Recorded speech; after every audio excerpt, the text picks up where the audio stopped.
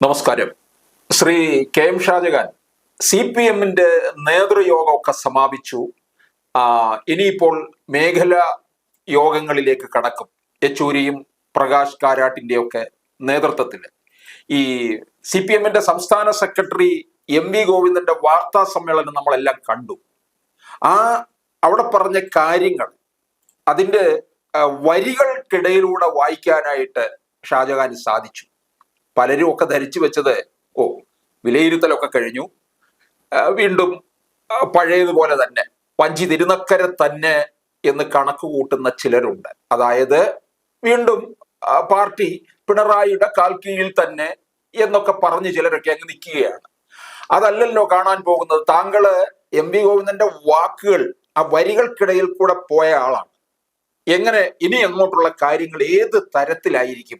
ഇനിയാണല്ലോ കാര്യങ്ങൾ നടക്കാൻ പോകുന്നത്. ഞാനത് പറഞ്ഞതിനകത്ത് വലിയ കാര്യങ്ങളുണ്ട്. അതിന്റെ പ്രധാനപ്പെട്ട കാര്യം എന്താണെന്ന് ചോദിച്ചു കഴിഞ്ഞാൽ, നമ്മൾ കഴിഞ്ഞ തവണ ചർച്ചയിൽ പറഞ്ഞതുപോലെ 1998 പിണറായി വിജയൻ സംസ്ഥാന സെക്രട്ടറിയായി, 2014 രാജിവെച്ചു, അതിനുശേഷം 2016 മുഖ്യമന്ത്രിയായി, ഇപ്പൊ 24 വരെ മുഖ്യമന്ത്രിയായിരിക്കുന്നു. ഇതിൽ ഏറ്റവും ചുരുങ്ങിയത് 2014 മുതലെങ്കിലും പിണറായി വിജയന് ഒരു അപ്രമാദിത്വം ഉണ്ടായിരുന്നു എന്നുള്ള കാര്യം നമ്മൾ കഴിഞ്ഞ ചർച്ചയിൽ നമ്മൾ വിശദമായത് പരിശോധിച്ചു. അതിന്റെ പ്രധാനപ്പെട്ട കാരണവും ഞാൻ പറഞ്ഞു. ഒന്ന്, 2013 VS ഏതാണ്ട് അപ്രസക്തനായി. 2013 ശേഷം പിണറായി വിജയന് അപ്രമാദിത്വം ഉണ്ടാവാനുള്ള അതിന്റെ കാരണവും നമ്മൾ കഴിഞ്ഞ പ്രാവശ്യം പറഞ്ഞിരുന്നു. അതെന്താണെന്ന് ചോദിച്ചാൽ, പിണറായി വിജയനെ വിമർശിക്കുന്നവർക്ക് അവരെ സംരക്ഷിക്കാൻ ആരെങ്കിലും ഉണ്ട് എന്നുള്ള തോന്നൽ ഉണ്ടായിരുന്നില്ല എന്ന് മാത്രമല്ല, തനിക്കെതിരെ സംഘടിതമായ ഒരു വിമർശനം ഉയർന്നു വരില്ല എന്ന് പിണറായി വിജയൻ എല്ലാ തരത്തിലും ഉറപ്പാക്കി. 2014 മുതൽ പിണറായി വിജയന്റെ ഒരു വജ്രായുധം ഉണ്ടായിരുന്നു. എന്തായിരുന്നു വജ്രായുധം? ആ വജ്രായുധം എന്ന് പറയുന്നത് അധികാരം. ഒന്ന്. രണ്ട്, പിണറായി വിജയന് ദേശീയ തലത്തിലെ പാർട്ടിയിൽ ഉണ്ടായിട്ടുള്ള അപ്രമാദത്തിന്റെ കാരണം എന്താ? ഇന്ത്യയിൽ കേരളത്തിൽ മാത്രം അധികാരത്തിലിരിക്കുന്നു. അപ്പൊ കേരളത്തിൽ സമഗ്രാധിപത്യം, അധികാരം, കേരളത്തിൽ എന്തും ചെയ്യാനുള്ള അധികാരം, ആരെങ്കിലും എന്തെങ്കിലും തനിക്കെതിരെ വന്നു കഴിഞ്ഞാൽ അവരെ ഏത് തരത്തിലും ഒതുക്കാനുള്ള ഒരു ചാതുര്യം, അഖിലേന്ത്യാ തലത്തിൽ ആണെങ്കിൽ കേന്ദ്ര നേതൃത്വത്തിന്റെ മുന്നിലും അപ്രമാദിത്വം. അപ്പൊ ഇതിന്റെ അടിസ്ഥാനത്തിലാണ് കഴിഞ്ഞ ഒരു പതിറ്റാണ്ട് കാലം പിണറായി വിജയന് ഒരു തരത്തിലുള്ള വിമർശനവും കേരളത്തിലെ പാർട്ടിയിൽ നിന്നോ ദേശീയ നേതൃത്വത്തിൽ നിന്നോ ഉണ്ടാകാതിരുന്നത്. അതുകൊണ്ടാണ് പിണറായി വിജയന്റെ ഒരു ഏകാധിപത്യം എന്ന് ഞാൻ സൂചിപ്പിച്ചത്. എന്നാൽ ഇപ്പൊ എന്താ സംഭവിച്ചത്? തെരഞ്ഞെടുപ്പ് കഴിഞ്ഞപ്പോൾ സംഭവിച്ചെന്താ? തെരഞ്ഞെടുപ്പ് കഴിഞ്ഞപ്പോഴത്തേക്കും കേന്ദ്ര നേതൃത്വത്തിന് ഒരു കാര്യം മനസ്സിലായി. എന്താണ്? ഇനി പിണറായി വിജയൻ കടിഞ്ഞാണിട്ടില്ലെങ്കിൽ ഇത് കയ്യിൽ നിന്ന് പോകും എന്ന് അവർക്ക് മനസ്സിലായി. അതിന്റെ കാരണം എന്താ? നമ്മൾ കഴിഞ്ഞ ചർച്ച പറഞ്ഞതുപോലെ ത്രിപുരയിൽ മത്സരിക്കാൻ പോലും പറ്റുന്നില്ല. പശ്ചിമ ബംഗാളിൽ 2011 പോയി 2024 തിരിച്ചു വരാൻ വേണ്ടിയിട്ട് 7 സീറ്റിൽ മത്സരിച്ചപ്പോൾ പുതു നേതൃത്വത്തിനെ കൊണ്ടുവന്നു. അവിടെ അടിത്തട്ട് മുതൽ മുകളിലോട്ട് പ്രവർത്തിച്ചു. ലക്ഷങ്ങൾ പങ്കെടുക്കുന്ന ഇൻസാഫ് റാലി നടത്തി. ഒരു സീറ്റിലെങ്കിലും ജയിച്ചു വരും എന്ന് പ്രഖ്യാപിച്ചെടുത്ത് അവിടെ സംസ്ഥാന സെക്രട്ടറി മുഹമ്മദ് സലീം പോലും ദയനീയമായി പരാജയപ്പെട്ടു. അപ്പം അടിത്തട്ടിൽ നിന്ന് പ്രവർത്തിച്ചു വന്നിട്ടും അവിടെ രക്ഷ കിട്ടിയില്ല. ത്രിപുരയിലാണെങ്കിൽ മത്സരിക്കാൻ പോലും പറ്റാത്ത അവസ്ഥയാണ്. കേരളത്തിൽ മാത്രമാണ് അധികാരത്തിലുള്ളത്. കേരളത്തിൽ ഇപ്പോൾ അധികാരം കയ്യിലുണ്ട്. ഈ പശ്ചാത്തലത്തിൽ ഈ ദയനീയമായ തോൽവി കഴിഞ്ഞപ്പോൾ CPM നേതൃത്വത്തിന് ഒരു കാര്യം മനസ്സിലായി. പിണറായി വിജയനെ ഇനി കയറൂരി വിട്ടാൽ കേരളത്തിലെ CPM ഇല്ലാതാവും. ഇല്ലാതായി കഴിഞ്ഞാൽ CPM ഇന്ത്യയിൽ പൂർണ്ണമായി ഇല്ലാതാവും. പശ്ചിമ ബംഗാളിൽ 35 വർഷം ഭരിച്ചതിന് ശേഷവും ഇപ്പൊ ഇല്ലാതായിട്ട് 12 വർഷം കഴിഞ്ഞിട്ടും തിരിച്ചു വരാൻ സാധിക്കുന്നില്ല.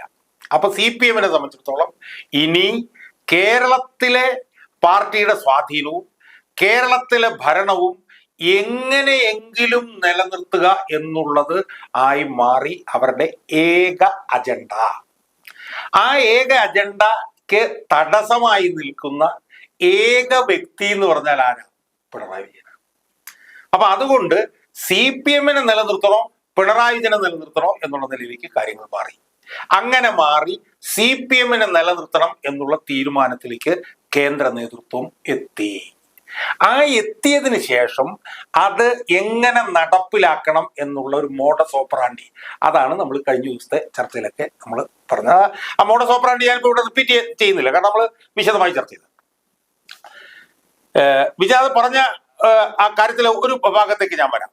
അതായത് MV ഗോവിന്ദന്റെ പത്രസമ്മേളനം കഴിഞ്ഞപ്പോൾ ഇതൊരു ചർവണമാണെന്നും ഇതുകൊണ്ടൊന്നും നടക്കാൻ പോകുന്നില്ലെന്നും ഇത് പിണറായി വിജയനെ സംരക്ഷിക്കുകയാണ് ചെയ്തതെന്നുള്ള നിലയിലുള്ള വലിയ വാദഗതികൾ ഉയർന്നു വന്നു. ആ വാദഗതികൾ ഉയർന്നു വന്നതിന് ഞാൻ കുറ്റപ്പെടുത്തില്ല, കാരണം ഇതിനു മുമ്പ് പലപ്പോഴും പിണറായി വിജയന് ദോഷം ഉണ്ടാകും നമ്മൾ വിചാരിച്ചപ്പോഴൊന്നും ദോഷം ഉണ്ടായിട്ടില്ല, അന്നും ഇങ്ങനെയൊക്കെ അവസാനിച്ചു. അപ്പൊ സ്വാഭാവികമായി അങ്ങനെ ചിന്തിക്കുന്നതിൽ തെറ്റ് ഞാൻ പറയുന്നില്ല. പക്ഷേ അതിൽ നിന്നും വ്യത്യസ്തമായി ഉണ്ടായിക്കൊണ്ടിരിക്കുന്ന കാര്യങ്ങൾ വിജയമായി നമ്മൾ കാണണം. ഒന്നാമത്തെ കാര്യമാണ് ഞാൻ കഴിഞ്ഞ ദിവസം പറഞ്ഞു, മലയാള മനോരമ പത്രത്തിൽ തന്നെ വന്നു, ഒരു പതിറ്റാണ്ട് കാലമായി ആദ്യമായി പിണറായി വിജയൻ വിമർശിക്കപ്പെട്ടു എന്ന്. നമ്മൾ ആ ചർച്ച കഴിഞ്ഞുണ്ടായിട്ടുള്ള സംഭവങ്ങൾ നമ്മൾ നിർത്തി പരിശോധിച്ച് നോക്കുകയും ആ ചർച്ച കഴിഞ്ഞതിന് ശേഷം 2-3 ജില്ലാ കമ്മിറ്റി, ശരിക്കും ആ ചർച്ചയിൽ എന്താ പറഞ്ഞത് അതും കൂടെ പറഞ്ഞിട്ട് ഞാൻ ഈ ചർച്ചകളിലേക്ക് പോവാം. ആ ചർച്ചയിൽ എന്താണ് പറഞ്ഞത്? 2, 3, 4 തീയതികളിൽ 4 മേഖലാ സമ്മേളനങ്ങൾ നടത്തും. ആ മേഖലാ സമ്മേളനങ്ങളിൽ യെച്ചൂരിയും കാരാട്ടും പങ്കെടുക്കും. അതാണ് ഒന്നാമത്തെ കാര്യം. രണ്ടാമത്തെ കാര്യം എന്താണ്? അതിനുശേഷം പ്രാദേശികമായിട്ടുള്ള സഖാക്കൾക്ക് എന്ത് പറയാനോ അവർ പറയുന്നത് കേൾക്കാനോ അവരോട് വേണ്ടാനും ബഹുജന കൂട്ടായ്മകൾ നടത്തും ഒക്ടോബറോട്. ഇത് രണ്ടുമാണല്ലോ തീരുമാനിച്ചിട്ടുള്ളത്. ഇതിനുശേഷം ഇതൊക്കെ പാർട്ടി സദസ്സുകളായിട്ടായിരിക്കും അല്ലേ? ഇത് പാർട്ടി താഴെത്തട്ടിൽ കൂടും. അത് ശരിക്കും പാർട്ടിയുടെ മെമ്പർമാർ മാത്രമല്ല അനുഭാവികൾ കൂടി അതിനകത്ത് ഉണ്ടാവും എന്നാ പറയുന്നത്, ഏറ്റവും ഗ്രൗണ്ടിൽ. മനസ്സിലായില്ലേ? അപ്പൊ ഇത് നടന്നു. ഇത് നടന്നതിന് ശേഷം അടുത്ത സംവിധാനം ആരംഭിച്ചു. എന്താണ്? ജില്ലാ കമ്മിറ്റികൾ ഈ തെരഞ്ഞെടുപ്പ് പരാജയം വിശകലനം ചെയ്യുന്ന എക്സർസൈസിലേക്ക് പോവുക. അത് ആരംഭിച്ചു. അതിപ്പോ ഞാൻ മനസ്സിലാക്കിയെടുത്തോളം കണ്ണൂരിൽ നടന്നു, പത്തനംതിട്ടയിൽ നടന്നു, കൊല്ലത്ത് നടന്നു. ഈ 3 സ്ഥലത്ത് നടന്നതായിട്ടാണ് കാണുന്നത്.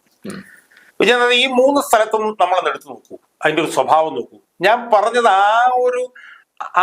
ആ ഒരു അർത്ഥത്തിൽ അങ്ങ് നടപ്പിലാവുകയാണ്. എങ്ങനെയാണ് നടപ്പിലാവുന്നത്? ഈ 3 കമ്മിറ്റികളിലും നടന്നിട്ടുള്ള ഒരു ഏകീകൃതമായിട്ടുള്ള സാധനം, അതിരൂക്ഷമായിട്ടുള്ള വിമർശനം പിണറായി വിജയനെതിരെയും ഗവൺമെന്റിനെതിരെയും പാർട്ടി നേതൃത്വത്തിനെതിരെയും ഉള്ള അതിരൂക്ഷമായിട്ടുള്ള വിമർശനം കണ്ണൂരിൽ നടന്നിരിക്കുന്നു. കണ്ണൂരിൽ MV ഗോവിന്ദന്റെ സാന്നിധ്യത്തിലാണ് അവിടെ അത് നടന്നത്. കൊല്ലത്തും അതിരൂക്ഷമായ വിമർശനം നടന്നിരിക്കുന്നു, പത്തനംതിട്ടയിലും അതിരൂക്ഷമായ വിമർശനം നടന്നിരിക്കുന്നു. അപ്പോൾ ഉണ്ടായൊരു മാറ്റം എന്താ? പതിവിൽ നിന്നും വ്യത്യസ്തമായി പിണറായി വിജയനെതിരെയും പാർട്ടിക്കെതിരെയും പാർട്ടിയുടെ തെറ്റായ നയങ്ങൾക്കെതിരെയും രൂക്ഷമായിട്ടുള്ള വിമർശനം എന്നുള്ള ഒരു രീതിയിലേക്ക് കാര്യങ്ങൾ മാറിയിരിക്കുന്നു. 10 വർഷമായി ഒരു വിമർശനം ഇല്ലാതെ നിർത്തുന്ന ഇപ്പൊ അങ്ങോട്ട് മാറിയിരിക്കുന്നു. ഇനിയിപ്പോ എന്താ സംഭവിക്കാൻ പോണേ? എഴുതി വെച്ചോളൂ, എല്ലാ ജില്ലാ കമ്മിറ്റികളിലും ഇത് തന്നെ നടക്കും. അല്ല, ഞാൻ അതിനിടയ്ക്ക് ചോദിച്ചോട്ടെ, നമ്മുടെ സംസ്ഥാന കമ്മിറ്റിയൊക്കെ കൂടുന്നതിന് മുമ്പ് ജില്ലാ കമ്മിറ്റി കൂടി ഒരു റിപ്പോർട്ട് കൊടുത്തതല്ലേ? അതായത് ആ റിപ്പോർട്ട് പാർട്ടി കമ്മിറ്റിക്ക് കൊടുത്തിട്ടുണ്ട്. ആ റിപ്പോർട്ട് പാർട്ടി കമ്മിറ്റിക്ക് കൊടുത്തിട്ടുണ്ട്. പക്ഷെ തെരഞ്ഞെടുപ്പ് പരാജയം വിശദമായി ചർച്ച ചെയ്യുന്ന ആദ്യത്തെ യോഗം ഇവിടെ ഇപ്പൊ നടക്കും. ഈ ഒരു സീരീസ് നടക്കും. ഈ ഒരു സീരീസ് നടക്കുമ്പോൾ എന്ത് സംഭവിക്കുമെന്ന് അറിയാമോ? ഈ ഒരു സീരീസ് നടക്കുമ്പോൾ എല്ലാ ജില്ലാ കമ്മിറ്റികളിലും പിണറായി വിജയനെതിരെ ചർച്ച വരും. എല്ലാ ജില്ലാ കമ്മിറ്റികളിലും തെരഞ്ഞെടുപ്പ് പരാജയം വിശകലനം ചെയ്യപ്പെടും. മനസ്സിലായോ? അപ്പൊ 14 ജില്ലകളിൽ ഇത് നടക്കും. ഇത് നടക്കുന്നത് എങ്ങനെയാണെന്നറിയോ? ഈ കമ്മിറ്റികൾ ചേരുമ്പോൾ തന്നെ CPM സംസ്ഥാന തലത്തിലുള്ള വിലയിരുത്തൽ സംസ്ഥാന നേതൃത്വത്തിൽ നിന്ന് വന്നവർ അവിടെ റിപ്പോർട്ട് ചെയ്യും. മനസ്സിലായില്ലേ? ആ റിപ്പോർട്ട് ചെയ്യുമ്പോൾ തന്നെ അതിനകത്തൊരു അജണ്ട സെറ്റ് ചെയ്യും. കാരണം അത് റിപ്പോർട്ട് ചെയ്യുമ്പോൾ തന്നെ പാർട്ടിയുടെ തെറ്റായ നയങ്ങളായിരുന്നു, സർക്കാർ വിരുദ്ധമായിരുന്നു തെരഞ്ഞെടുപ്പെന്നും, പിണറായി വിജയന്റെ വിമർശനങ്ങളും കാര്യങ്ങളും എല്ലാം തന്നെ സ്റ്റേറ്റ് കമ്മിറ്റിയിൽ എങ്ങനെ ഉണ്ടായോ അതുപോലെ തന്നെ ജില്ലാ കമ്മിറ്റികളിൽ നടക്കും. സ്റ്റേറ്റ് കമ്മിറ്റികളിൽ പാർട്ടി കേന്ദ്ര നേതൃത്വവും സംസ്ഥാന നേതൃത്വവും ഈ ഗവൺമെന്റിനും പിണറായി വിജയനും എതിരാണെന്ന് അറിഞ്ഞുകൊണ്ടാണ് അവിടെ അത്രയും ചർച്ച വന്നത്. അത് തന്നെ ജില്ലകളിൽ റെപ്ലിക്കേറ്റ് ചെയ്യപ്പെടും. എല്ലാ ജില്ലാ കമ്മിറ്റികളിലും അതുമായി ബന്ധപ്പെട്ട് ചർച്ച നടക്കും. ഈ ചർച്ചകളും കൂടെ നടന്നു കഴിയുമ്പോഴത്തേക്കും ആണ് ഈ പറഞ്ഞ റിപ്പോർട്ട് രേഖപ്പെടുത്തി വരും. തെരഞ്ഞെടുപ്പ് പരാജയം സംബന്ധിച്ചിട്ടുള്ള റിപ്പോർട്ട് ചെറിയ ലഘുലേഖ പോലൊരു സാധനം വരും. ആ ലഘുലേഖ താഴോട്ട് പോകും. എല്ലാ ലോക്കൽ കമ്മിറ്റികളിലും ബ്രാഞ്ച് കമ്മിറ്റികളിലും അത് ചർച്ച ചെയ്യപ്പെടും. സ്വാഭാവികമായും ജില്ലാ കമ്മിറ്റികളിലുള്ള ചർച്ച താഴെ ഏരിയ കമ്മിറ്റിയിലേക്കും ലോക്കൽ കമ്മിറ്റിയിലേക്കും ബ്രാഞ്ച് കമ്മിറ്റിയിലേക്കും പെർക്കുലേറ്റ് ചെയ്യും. ഇതിന്റെ തുടർച്ചയായിട്ട് തന്നെ. അതെ. അപ്പൊ ഇതേ രീതിയിൽ തന്നെ നടക്കും. ഇതിന്റെ തീവ്രത താഴോട്ട് ചെല്ലുന്നതോറും വർദ്ധിച്ചു വരും. മനസ്സിലായില്ലേ? ഇത് ഏറ്റവും അവസാന ഘട്ടത്തിൽ എത്തിക്കഴിയുമ്പോൾ, ബ്രാഞ്ചിലേക്ക് എത്തിക്കഴിയുമ്പോഴത്തേക്കും സംഭവിക്കുന്നത് വെച്ചാൽ വ്യാപകമായിരിക്കും വിമർശനം. കാരണം അണികളുടെ മനസ്സിലുണ്ടായിരുന്ന ഒരു കുറെ വർഷങ്ങളായിട്ടുള്ള വികാരമാണ് അവിടെ പൊട്ടിത്തെറിച്ച് പുറത്തേക്ക് വരുന്നത്. അവർക്ക് കഴിഞ്ഞ 10 വർഷക്കാലമായി പിണറായിനെ ചവച്ച് തുപ്പാനുള്ള ഇതുണ്ടായിരുന്നു, പകയുണ്ടായിരുന്നു അവരുടെ മനസ്സിൽ. അവർക്കതൊന്നും പുറത്തേക്ക് പറയാം. കാരണം എനിക്കൊക്കെ അത് നല്ലപോലെ അറിയാവുന്നതാണ്. അവർക്കതൊന്നും പുറത്തേക്ക്, അതങ്ങോട്ട് പൊട്ടി ഒലിച്ചങ്ങ് വരും. അതിന്റെ അടിസ്ഥാനത്തിൽ അത്രയ്ക്ക് തീവ്രമായിരിക്കും താഴെത്തട്ടിലെ സ്റ്റേറ്റ് കമ്മിറ്റിയിലെ ഒരു 100 ആണെങ്കിൽ 1,00,000 ആയിരിക്കും താഴെത്തട്ടിലേക്ക് പോകുമ്പോഴത്തേക്കുള്ള വിമർശനം. അപ്പൊ സ്വാഭാവികമായും ഒക്ടോബർ ആകുന്നതോടുകൂടി അതിഭീകരമായിട്ടുള്ള വിമർശനം എന്നുള്ള ഒരു സാഹചര്യത്തിലേക്ക് കാര്യങ്ങൾ എത്തിക്കഴിയുമ്പോൾ സ്വാഭാവികമായും ഈ ചർച്ചകൾ ക്രോഡീകരിച്ച് ഇതൊരു തീരുമാനമായി മാറണ്ടേ? അല്ലാതെ ഈ ചർച്ച വന്നിട്ട് അന്തരീക്ഷത്തിൽ വിലയും പ്രാപിച്ചിട്ട് പിണറായി പഴയ പോലെ പോകുന്നതോടെ പോകാൻ പറ്റില്ലല്ലോ. എന്ന് മാത്രമല്ല 2 ഉപതെരഞ്ഞെടുപ്പുകൾ വരാൻ പോകും. അടുത്ത ഓഗസ്റ്റില് പഞ്ചായത്ത് തെരഞ്ഞെടുപ്പ് വരാൻ പോകുന്നു. പഞ്ചായത്ത് തെരഞ്ഞെടുപ്പുകളൊക്കെ ഇതിനേക്കാൾ അതിഭീകരമായിരിക്കും വിഷയം. അപ്പൊ അതുകൊണ്ട് ഒരു വലിയ തെറ്റിദ്ധരുത്തൽ, ഒരു പർജില്ലാതെ ഇതിന് നിലനിൽക്കാൻ പറ്റില്ല എന്നുള്ളൊരു സാഹചര്യത്തിലേക്ക് ഈ വർഷം അവസാനമാകുമ്പോഴത്തേക്കും എത്തിച്ചേരും. അപ്പോൾ എന്താണ് സംഭവിക്കാൻ പോകുന്നുള്ളത് ഞാനിപ്പോ പറയുന്നില്ല. എനിക്ക് കൃത്യമായി അറിയാം എന്താണ് സംഭവിക്കാൻ പോകുന്നത്. അത് നമുക്ക് കുറച്ചും കൂടെ കഴിയുമ്പോൾ ഒരു ചർച്ചയിൽ നമുക്കിപ്പോ പറയാം. എന്തായാലും പുതിയ ഡെവലപ്മെന്റ്സ് വന്നതിന് ഒരു സംശയവും വേണ്ട. ഇതിനകത്തുനിന്ന് ഡെവലപ്മെന്റ് വരും. ആ ഡെവലപ്മെന്റ് വരും എന്നുള്ളതിന്റെ സൂചനയാണ് ഓരോ കമ്മിറ്റിയിലും നടക്കുന്നത്. ഇപ്പൊ 3 കമ്മിറ്റിയിൽ നടന്നത് വിചാരം കണ്ടല്ലോ. ഇനിയിപ്പോ അടുത്ത കമ്മിറ്റികളൊക്കെ വരാൻ പോവാ. അത് നടക്കുമെന്ന് ഞാൻ പറയാൻ കാര്യമൊന്നും. പിണറായി വിജയൻ ഏറ്റവും കൂടുതൽ പിന്തുണ കൊടുക്കുന്ന പിണറായി വിജയന്റെ മാതൃ ജില്ലയായിട്ടുള്ള കണ്ണൂരിൽ അതിരൂക്ഷമായിട്ടുള്ള വിമർശനം നടന്നുകൊണ്ടിരിക്കുന്നു. ഞാനിതൊക്കെ പറയുന്നതിന്റെ കാരണം വെച്ചാൽ എനിക്ക് ഇതിനകത്തൊക്കെ വലിയൊരു പങ്കുണ്ട്. കാരണം ഞാൻ എന്റെ വീഡിയോകളിലൂടെ ഇത് കാര്യകാരണ സഹിതം എന്താണ് നടന്നുള്ളത് നിരന്തരമായി പറഞ്ഞുകൊണ്ടിരിക്കുന്നത്. ഞാനിപ്പം ഈ ഇലക്ഷൻ കഴിഞ്ഞിട്ട് ഇലക്ഷന്റെ റിസൾട്ട്സ് കണക്കുകൾ വെച്ചിട്ട് അനലൈസ് ചെയ്തൊരു 15 വീഡിയോകളെങ്കിലും ഞാൻ ചെയ്തു. കഴിഞ്ഞ ദിവസം ഞാൻ ചെയ്തൊരു വീഡിയോയുടെ തലവായി മോങ്ങാതെ ജയരാജ, കണ്ണൂരിലെ CPM തവിടുപൊടി, ഇതാ കണക്കുകൾ എന്ന് പറഞ്ഞുകൊണ്ട് കണ്ണൂർ ജില്ലയിലെ ഏറ്റവും വലിയ പാർട്ടി കോട്ടകളായിട്ടുള്ള ധർമ്മടം, മട്ടന്നൂര്, കല്യാശ്ശേരി, പയ്യന്നൂർ, ഇവിടെ 4 ഉണ്ടായിട്ടുള്ള അതിഭീകരമായിട്ടുള്ള വോട്ടിന്റെ ചോർച്ച ചെയ്തു. ധർമ്മടത്ത് ഉണ്ടായിട്ടുള്ള വോട്ടിന്റെ ചോർച്ച ചെയ്തു. തൃശ്ശൂര് CPM ആയിട്ട് നടന്നിട്ടുള്ള പിന്നെ അട്ടിമറികൾ ചെയ്തു. അപ്പം ഇതിന്റെ എല്ലാം പശ്ചാത്തലത്തിൽ, ഈ സാമൂഹ്യ മാധ്യമങ്ങളുടെ ഒക്കെ സ്വാധീനത്തിന്റെ ഒക്കെ പശ്ചാത്തലത്തിൽ അണികളെല്ലാം ഈ പറഞ്ഞതുപോലെ ഒരു ആയുധവൽക്കരിക്കുകയാണ് അവർ ചെയ്യുന്നത്. എന്റെ വീഡിയോകളിലൊക്കെ കൂടെ കാരണം കണക്കുകളുമായിട്ടാണ് പോകുന്നത്. എല്ലാവരും ഇതിനകത്ത് സാധനം കണ്ടുപിടിക്കുക. ഇപ്പൊ നമ്മൾ ഈ ജില്ലാ കമ്മിറ്റിയും താഴെ ഉള്ള കമ്മിറ്റിയൊക്കെ നോക്കിക്കഴിഞ്ഞാൽ ഇവിടൊക്കെ പിണറായി പക്ഷക്കാരുടെ ഒരു പ്രബലത ഉണ്ടല്ലോ നിലവിൽ. അത് മുഴുവൻ തച്ചുടയ്ക്കുമെന്നാണോ പറയുന്നത്? അതായത് ഞാനത് കഴിഞ്ഞ ഒരു ചർച്ചയിലും പറഞ്ഞായിട്ടാണ് എനിക്ക് ഓർമ്മ. ഈ CPM-ന്റെ നേതാക്കന്മാരുടെ ഒരു ക്യാരക്ടർ നമ്മൾ നോക്കണം. CPM-ന്റെ നേതാക്കന്മാരുടെ സംസ്ഥാന സമിതി മുതൽ താഴെ ലോക്കൽ കമ്മിറ്റി വരെയുള്ള നേതാക്കന്മാരുടെ ഒരു സ്വഭാവം എന്താന്ന് ചോദിച്ചാൽ, ഈ പ്രത്യേകിച്ച് കഴിഞ്ഞ 10-25 വർഷക്കാലമായിട്ടുള്ള പാർട്ടി നേതാക്കന്മാരുടെ ഒരു പ്രതിശാസ്ത്ര ദൃഢതയും അവരുടെ രാഷ്ട്രീയത്തിന്റെ ബോധവും ഒക്കെ മൈനസാണ്. 0 പോലുമില്ല, മൈനസാണ്. ഒന്നും തലയ്ക്കത്തില്ല. പ്രത്യേകിച്ച് പിണറായി വിജയനും കൂടെ വന്നു കഴിഞ്ഞപ്പോഴത്തേക്കും പാർട്ടി രാഷ്ട്രീയവും പ്രതിശാസ്ത്രവും ഒക്കെ മാറ്റി വെച്ചിട്ട് എങ്ങനെ പൈസ ഉണ്ടാക്കാം, എങ്ങനെ ഭരണവിരുദ്ധ പ്രവർത്തനം നടത്താം, എങ്ങനെ പെണ്ണു പിടിക്കാം, എങ്ങനെ കൈക്കൂലി മേടിക്കാം, എങ്ങനെ പോലീസ് സ്റ്റേഷനിൽ കയറി പോലീസിനെ അടിക്കാം. കാരണം ഇപ്പൊ പിണറായി വിജയൻ വന്നു കഴിഞ്ഞപ്പോൾ ഉണ്ടായ പ്രത്യേകത എന്താ? CPM-നകത്ത് ചേർന്ന് കഴിഞ്ഞാൽ നിങ്ങൾക്ക് എന്ത് ചരിത്രം കാണിക്കാം. ഈ നിലയിൽ ഒരു ക്വാളിറ്റി ഇല്ലാത്ത കേഡറാണ് ഇതിനകത്തുള്ളതിന് നല്ല പങ്കും. പണ്ട് CPM പറഞ്ഞാൽ അങ്ങനെയല്ല. കാരണം ഞാനൊക്കെ ഉള്ള സമയത്ത് നിരന്തരമായി പ്രതിശാസ്ത്ര ശുദ്ധി വരുന്നതിന് വേണ്ടിയിട്ടുള്ള പ്രവർത്തനങ്ങൾ, ക്ലാസ്, അതെല്ലാം പോയി. മനസ്സിലായോ? അപ്പൊ അതുകൊണ്ട് തന്നെ എങ്ങനെ നേതൃത്വത്തിനൊപ്പം നിൽക്കുക എന്നുള്ളതാണ് ഇന്നത്തെ പാർട്ടി കേഡറിന്റെ പ്രധാനപ്പെട്ട വിഷയം. അതിന്റെ ഭാഗമായിട്ടാണ് കഴിഞ്ഞ 10 വർഷമായിട്ട് പിണറായി വിജയൻ നിൽക്കാൻ പറഞ്ഞാൽ കിടക്കുന്ന പാർട്ടി നേതൃത്വം ഉണ്ടായത്. കാരണം പിണറായിയാണ് പാർട്ടി. അപ്പൊ പിണറായി കൂടെ നിന്നേക്കുക. ഇനി പിണറായി വിജയനെതിരെ വല്ലവരും എതിർക്കണം എന്നുണ്ടെങ്കിൽ അവൻ എതിർക്കാനുള്ള പിന്നെ ധൈര്യമില്ല. എതിർത്ത് കഴിഞ്ഞാൽ അവനെ ഒന്നി പാർട്ടിയിൽ നിന്ന് പുറത്താക്കണേ, അല്ലെങ്കിൽ അവന്റെ കൈയും കാലും വെട്ടിക്കളയും. മനസ്സിലായി? അപ്പൊ ഒന്നെന്ന് പറയുന്നത് പിണറായിയുടെ കൂടെ നിന്ന് കഴിഞ്ഞാൽ നേട്ടം, 2 പിണറായിയെ എതിർക്കാനുള്ള ഭയം, 3 പിണറായി വിജയനെതിരെ ഫൈറ്റ് ചെയ്യാനുള്ള ഒരു കോർഡിനേറ്റഡ് ആയിട്ടൊരു ഫോഴ്സ് ഇല്ല. VS അച്യുതാനന്ദന്റെ പ്രത്യേകത എന്തായിരുന്നു? 2000 മുതൽ 2013 വരെയെങ്കിലും ഞാൻ പറഞ്ഞില്ല, VS ഒരു വലിയ ഫോഴ്സ് ആയിട്ട് നിൽക്കുകയാണ്. സ്വാഭാവികമായും VS തേര് നയിക്കുമ്പോൾ VS പുറകെ നിൽക്കാൻ ഇഷ്ടംപോലെ. VS ഒരു സുപ്രഭാതത്തിൽ ശൂന്യത അപ്രത്യക്ഷനായി പോയി.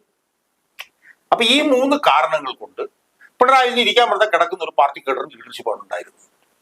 ഇവരെല്ലാം തിരിയുമ്പോൾ അല്ല, ഞാൻ പറഞ്ഞു, അതിൽ നിന്ന് ഇപ്പൊ ഒരു മാറ്റം ഉണ്ടായിരിക്കുന്നത് എന്തുകൊണ്ടാ?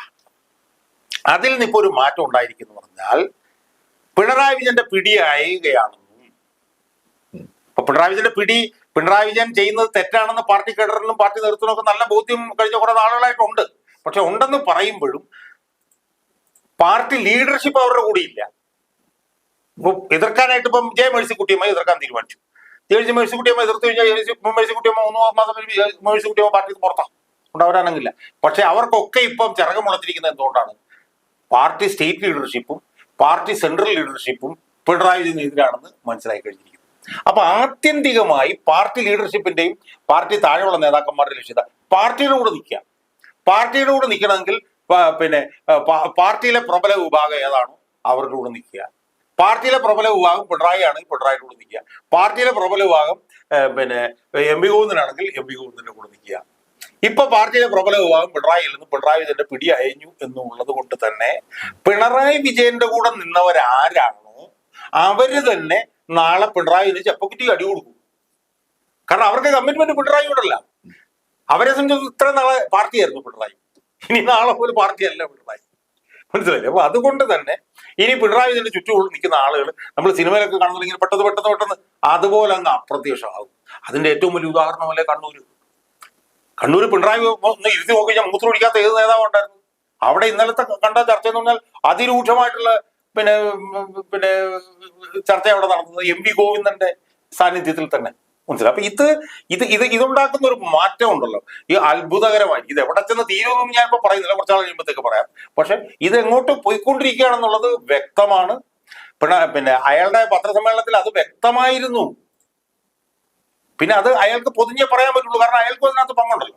അതുകൊണ്ടാണ് ഈ പാർട്ടിയിൽ ക്രിസ്ത്യാനികളുടെ വോട്ട് പോയി, മറ്റേ ഹിന്ദുക്കളുടെ വോട്ട് പോയി, നായന്മാരുടെ വോട്ട് പോയി, മറ്റവരുടെ വോട്ട് പോയി.